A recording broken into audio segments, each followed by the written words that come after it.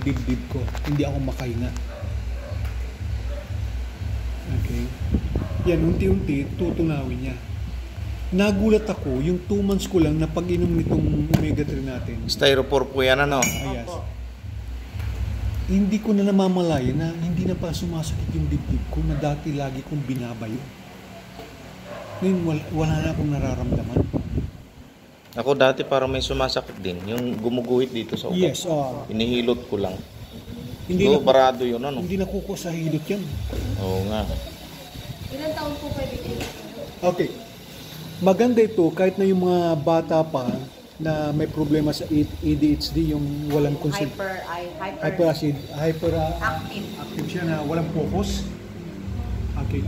Painumin mo to. Paano mo siya mapainom bata? Ihalo mo lang sa pagkain nila o sa gatas. Okay. Napapansin niyo, lusaw na talaga siya. Ang galing, ano? Yung acid doon. Meron pang isa. Maganda. So ito talaga yung isa sa mga top products namin na laging ubos. Kasi ang daming may mga sakit. At mapapansin mo, kung magdi-detox ka, ibig sabihin yung mga detox, kasi ang dami natin kinakain na hindi tayo sa mga kinakain natin. Ito yung magandang pang-detox. Pagka uminom ka nitong ating omega-3, huwag ka munang umalis ng bahay. Kasi for sure, yung dumi mo, basa, na may parang mamantika siya. Mapansin mo, yung dumi mo ay yung ihi mo, okay, mapula siya na parang malamsa. Okay, ilalabas na yung mga cholesterol. O yan, muriatic. So ito, hindi meron pa ako sa baso dito. Kaya meron pa kami isang produkto rito, yung alkaline. Kung may kilala kayo yung may mga cancer, okay, yung mga acidic. Paano malaman acidic ka? Yung dumidigay ka ng maasim. Pag nagtututbrush ka, nasusuka ka. Ganun ba yan? Acidic ka. Acidic. Nasusuka ako minsan pag Pag nagtutbrush. nagtutbrush ka, acidic ka na. Yung pong ginagamit. Paano malaman acidic ka? Pag nagaganon-ganon ka, okay, pag sumakit na to, matindi na yung acidity level mo. Paano malalaman na acidic ka? Pag pinagpapawisan ka, may parang mga salt, yung parang gano'n ba yung salt sa... Asin. Asin. Namumuti. Parang maliit asin. Yung pumuputi, pagka natuyo yung pawis mo, Okay. mataas ang uric acid. Paano malalaman acidic ka? Pag sumasakit na yung mga yung tuhod mo, yung mga kasukasuan mo, may gouts ka. Okay. Paano malalaman na ikay cancer ay may acidic ka pag may cancer ka na? Kasi lahat ng may cancer, acidic po talaga yan.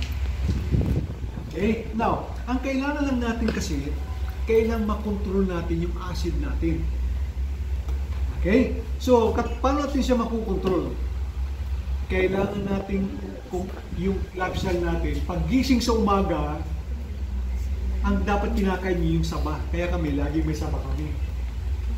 Saba, tapos umiinom ka ng maligam-gam na tubig, lagyan mo ng lemon o kalamansi. At yun ang inumin mo tuwing umaga. Yun. Yan lagi ko ininom sa umaga. Now, paano ko siya i-demo? Meron ako ritong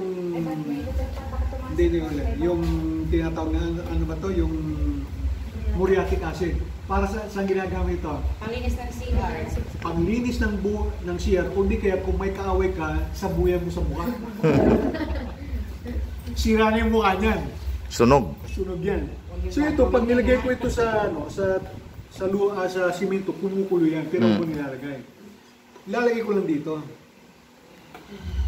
Okay, so yan. So naghahanap ako ng volunteer, bibigyan ko siya ng 1,000 pesos, isasawsaw lang yung daliri niya. Sige na, volunteer, 1,000 pesos. Lusaw at daliri mo dyan. Sunog yan. Kasi sobrang init nito. Yan ang pure na acid. Okay? Now, ang gagawin lang natin, meron akong alkaline dito. Para kanito, lalo doon sa may mga cancer o acidic ka. So ang gagawin natin, ang solusyon lang dyan para mawala yung acidity mo, kontrolin natin yung acid. So ang gagawin lang natin, kuha lang tayo isang kapsula, tapos ilalagay lang natin dito, mapansin, kukulo yan. Kasi sobrang init yan. Lalaban yan. So yan muso rin, para akong scientist Okay. Na mamaya inu-neutralize na niya yung acid. Okay. Now, ang gagawin ko ngayon, dati ayaw ko ilagay talaga kasi ayaw ko masunog to. Pwede ko na siyang ilagay. Okay. Ba, galing ha? Wala na, kontrolado na. Dahil sa alkaline. Na-neutralize na niya yung acid gawa ng ating alkaline. So maganda ito doon sa mga may arthritis, rheuma, gouts, okay, doon sa may mga cancer, maganda itong pang-neutralize ng acid. Kasi ang pagkain ng cancer, acid talaga. Uric acid. Okay. So ito, maganda nito talaga, nakukontrol niya yung acid sa katawan natin. So paano pag inom ito? Yung omega-3 natin, pag gising mo sa umaga, okay, uminom ka ng isa nito, tapos maligam-gam na tubig, enough na yan. Okay, kung gusto pa, mas maganda bago matulog uli sa gabi. Ito naman, after 1 hour, pagkatapos mo nito, after 1 hour to 2 hours, uminom ka nitong ating alkaline. Okay. Yan yung ating pinaka-major products. Galing. Sir, nagkakaubusan ito sa opisina. Kasi may demo yung products natin. Oo nga, ang muriatic na control niya. So, hindi lang yan, marami pa ho tayong products. Actually, hindi ko na ini-explain yung mga products nating marami kasi ang dami. Okay. Nagko-concentrate lang ako dito sa ito, tapos yung napkin. Diyan lang sa 4 ako nagko-concentrate. Yes. Pero bumebenta po ako ng sobrang laki. Okay. Yung mga leaders ko, dito lang din sila nagpo-concentrate. Pero ang lalaki ng mga kinikita. Monthly may naglalabas ng sasakyan. Dahil sa mga produkto nito. Then later on, pag member ka na, unti-unti, mapag-aaralan mo na rin yung ibang products natin.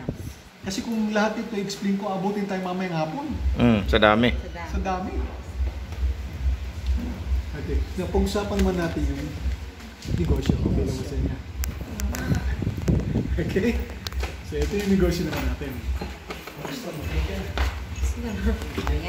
Yan ang maganda dyan, yung negosyo.